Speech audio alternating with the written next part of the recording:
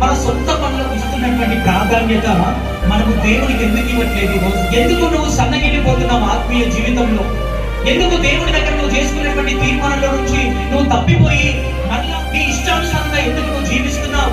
దేవుడు ఎన్నోసార్లు నిన్ను క్షమించి ఆయన నీకు ఒక మంచి జీవితాన్ని నీకు ఇచ్చినప్పుడు నువ్వు ఎందుకు కృతజ్ఞత లేని జీవితము నువ్వు జీవిస్తున్నావు? కృతజ్ఞత లేని వారిని ఇష్టపడే దేవుడు కాదండి. మన మాట అవునంటే అవును, కాదంటే కాదని ఉండాలి. ఎవరైనా మాట ఇస్తే అది వాళ్ళు చేయకుంటే నువ్వు మాట తప్పిపోయావని మనం అంటాడు. మరి నువ్వు ఇచ్చిన మాట ఏమైపోయింది? నువ్వు దేవుడి దగ్గర తీసుకున్న తీర్మానం ఏమైపోయింది? దేవుడి దగ్గర నువ్వు అడిగిన క్షమాపణ గురించి నువ్వు ఏం చేశావు?